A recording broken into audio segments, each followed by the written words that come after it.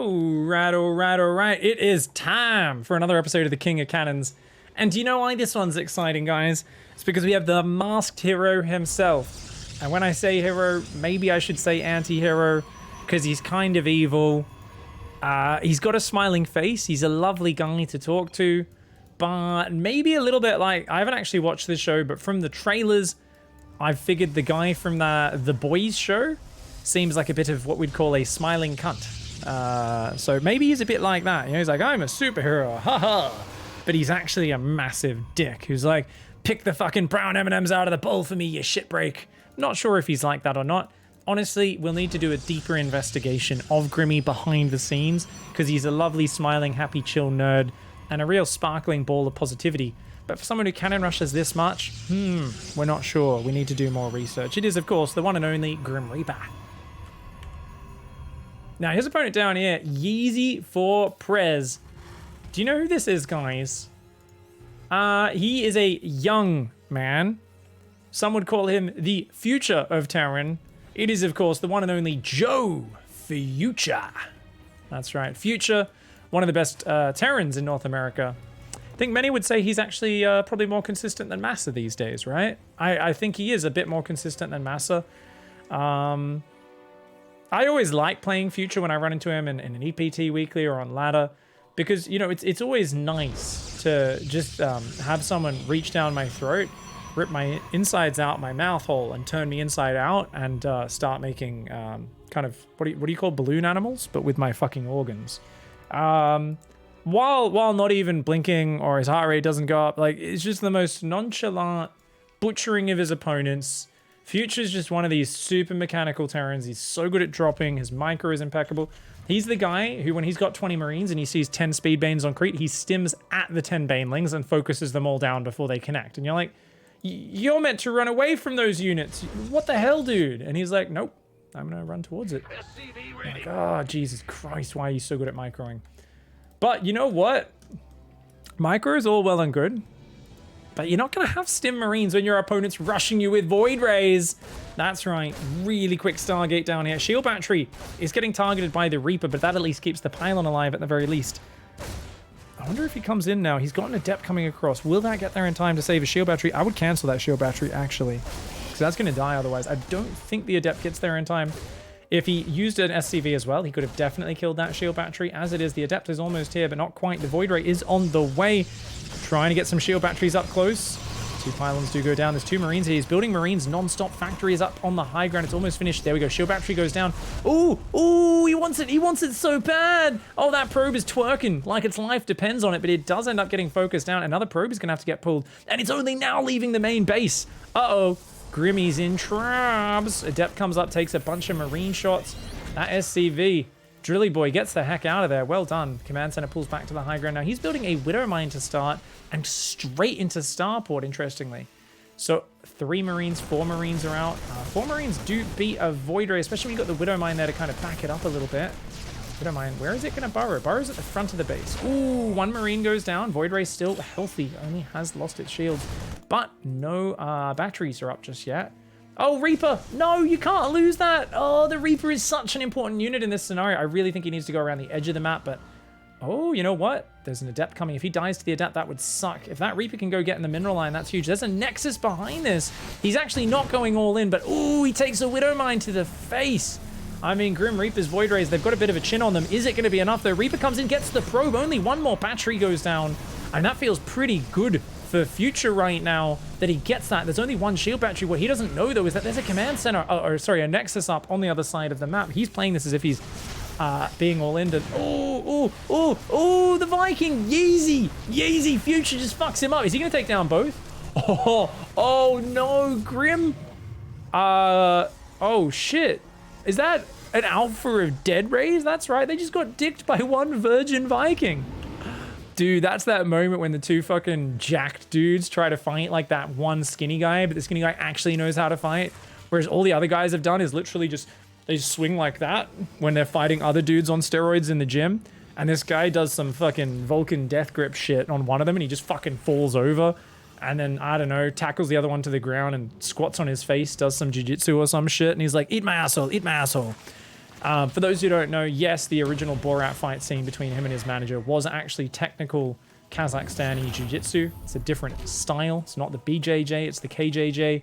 And yes, it does involve the eat my butthole maneuver. It's one of their favorite ones.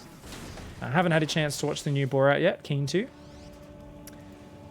Hoping it brings the same level of absolutely classless, stupid jokes and references to sleeves of wizards. Oh, Widowmines do get burrowed in time. Stalker's still being annoying. He's trying to go blink behind this, and this is Grimmy's dream spot. Grimmy gets unreasonably turgid when he gets a chance to build blink stalkers, so he's very excited right now because that depot's down. He's going to try and shade an adept in the back. Oh, he keeps... Dude, I swear he's playing with my feelings. He keeps walking in Widowmine range. He's just cock-teasing that Widowmine. That Widowmine, that's a blue mine. People say blue mine is a made-up condition. He's definitely got blue mine. That blue mine, it's swollen. It can't quite go off. Oh, it does fire there. Nah, this adept does go up into the main, though. Wait, was that the adept that just took the widow mine? I don't know. The other widow mine does fire. That adept in the main's killing SCVs. The stalkers are trying to fight this, but with the tank sieged up, they got to get the heck out. Ooh, big friendly fire on the tank shot. And I think it's time to go home, Grimmy. Future's coming forward. Uh-oh. Uh-oh. Third Nexus goes down. He's got 15 probes on the natural, 16 on the main. That's a massive mineral advantage. He's going to go DT Shrine as well. He's actually adding charge. That's interesting. So I was telling a story just before when we were casting another Grimmy game. Nice dodge. Very nice. Get the SCV as well. Oh, very well done. Lots of bits of damage. But yeah, Grimmy is addicted to Blink Stalkers, guys. So he is obsessed, like unreasonably obsessed with Blink Stalkers. I've played games where he just makes like 100 Blink Stalkers. He will max on Blink Stalkers, and he will just... A Terran who gets overly aggressive, trying to catch him mid-transition is basically his dream. You know, his whole style is about... He'll expand quickly, but he won't actually build that many probes. He kind of wants to give you the illusion of growth, right? He wants to be like, oh, look, I'm getting lots of bases up. You better attack me. And whenever you move out, he has an unreasonable amount of gateway units. And you can see things like DTs doing run-bys into your base when you do finally come across that map. Going to be a nightmare to deal with. So Future here, he's backed into a bit of a corner. He's on 2 base right now, 3 barracks, a factory, and 2 starports. Obviously trying to survive the early Void Ray stage. No third command center yet. Meanwhile, 6 gateways on the way. He's going to explode. So that's going to go up to 8 gateways. He's probing that 3rd mineral line. Interestingly, did take 4 gases. So he's going to go... Oh, DT Blink. Dirty boy. He's a dirty boy. Still no 3rd command center started. Future, I mean, this is Future's... he's a big fan of this. Just don't miss a beat with unit production. Go, go, go, go, go. And the Vikings are really good anti-stalker units. They're not great. They only do 12 damage a shot versus the Zealots. But against stalkers, they're not bad. Doing a full 20. It's a big bonus.